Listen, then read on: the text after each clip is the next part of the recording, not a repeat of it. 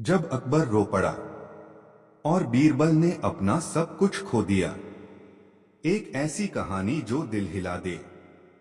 दरबार में सन्नाटा। यह कहानी है उस दौर की जब अकबर का साम्राज्य अपने शिखर पर था। दरबार सजा हुआ था। सोने के स्तंभ, चमकते झूमर और दरबारियों की लंबी कतार। लेकिन आज माहौल अलग था। बीरबल दरबार में मौजूद नहीं था। अकबर की नजर बार बार दरवाजे की ओर उठ रही थी। एक सैनिक दौड़ता हुआ आया। जहां पना, बीरबल आज दरबार में नहीं आएंगे। अकबर की भौहें सिकुड़ गईं। क्यों? सैनिक ने सिर झुका लिया। हुजूर, उनके घर से खबर आई है। उनका बेटा बहुत बीमार है। पूरा दरबार शांत हो गया। एक पिता की बेबसी। बीरबल के घर पर अंधेरा छाया था। उनका छोटा बेटा कई दिनों से बीमार था। वैद्य आए, दवाइयां दी, लेकिन हालत बिगड़ती जा रही थी। बीरबल, जो पूरे साम्राज्य की समस्याएं सुलझा देता था, आज अपने बेटे की सांसें नहीं बचा पा रहा था। उसने बेटे का हाथ पकड़ा। बेटा धीमे से बोला, पिताजी, क्या मैं ठीक हो जाऊंगा? बीरबल की आंखें भर आईं। वह मुस्कुराया, लेकिन आवाज कांप रही थी। हाँ बेटा, तुम बिल्कुल ठीक हो जाओगे। लेकिन किस्मत को कुछ और मंजूर था। सम्राट का दिल। उधर महल में अकबर बेचैन था। उसने तुरंत शाही हकीम भेजे, दुर्लभ दवाइयां भेजी, लेकिन देर हो चुकी थी। शाम होते होते खबर आई, बीरबल का बेटा नहीं रहा। दरबार में पहली बार अकबर का चेहरा पीला पड़ गया। वह धीरे से सिंहासन से उठा। घोड़ा तैयार करो। दरबारी हैरान रह गए। सम्राट खुद, एक मंत्री के घर? लेकिन अकबर दोस्ती निभाना जानता था। वह रात अकबर जब बीरबल के घर पहुंचा, वहां रोने की आवाजें गूंज रही थीं। बीरबल चुप बैठा था। आंसू सूख चुके थे। अकबर उसके पास बैठा। कुछ देर दोनों चुप रहे। फिर अकबर ने कहा, बीरबल, तुमने मेरे लिए सब कुछ किया। आज मैं तुम्हारे लिए क्या कर सकता हूं? बीरबल ने पहली बार ऊपर देखा। उसकी आवाज टूटी हुई थी। जहां पना, अगर आप सच में कुछ करना चाहते हैं, तो मुझे कुछ दिनों के लिए दरबार से दूर जाने दीजिए। दरबार सन्न रह गया।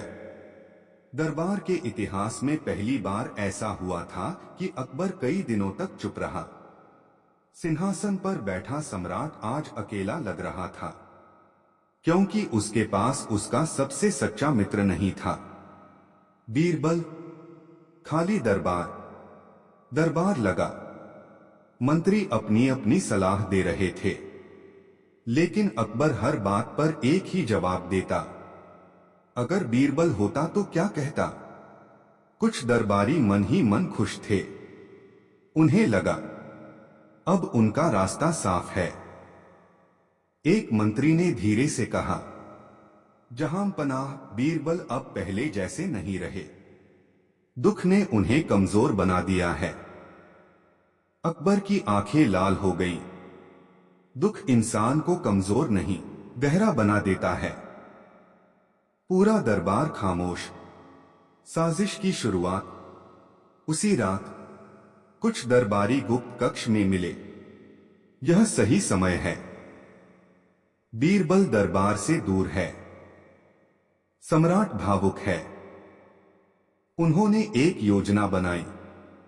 राज्य की सीमा पर झूठी बगावत की खबर फैलानी थी और दोष लगाना था बीरबल पर, ताकि सम्राट का विश्वास हमेशा के लिए टूट जाए। बीरबल की तपस्या। उधर बीरबल अपने बेटे की याद में एक छोटे से मंदिर के पास बैठा था। वह सत्ता से दूर, शोर से दूर, बस मौन में था। लोग कहते थे बीरबल टूट गया है, लेकिन सच्चाई यह थी, वह भीतर से और मजबूत हो रहा था।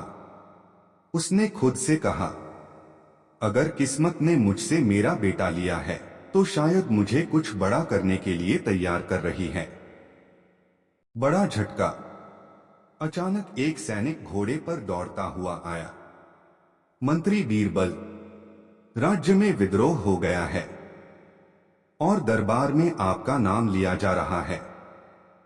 बीरबल चौंका नहीं, बस हल्की सी मुस्कान आई। तो खेल शुरू हो चुका है, विश्वास की परीक्षा। दरबार में हलचल थी। सीमा पर विद्रोह की खबर फैल चुकी थी।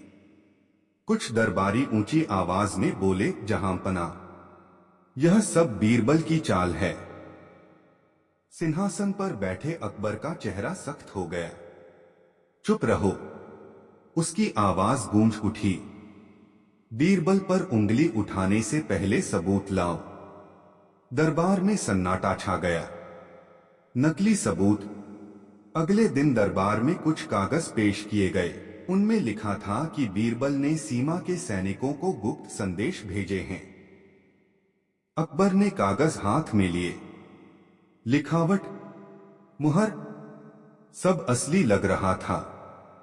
एक पल के लिए उसके दिल में भी शक की चिंगारी जली, लेकिन अगले ही पल उसे याद आया, वही बीरबल जिसने अपने बेटे की चिता के सामने भी दरबार के खिलाफ एक शब्द नहीं कहा। अकबर ने धीरे से कहा, सच सामने आएगा और जल्दी आएगा वापसी। उधर बीरबल को खबर मिल चुकी थी। वह जानता था यह साजिश है, लेकिन वह सीधे दरबार नहीं गया। वह पहले सीमा पर पहुंचा। वहां उसने देखा कोई असली विद्रोह नहीं था। कुछ सैनिकों को लालच देकर भड़काया गया था। बीरबल ने चुपचाप सबूत इकट्ठे किए, आमने सामने। 3 दिन बाद दरबार सजा।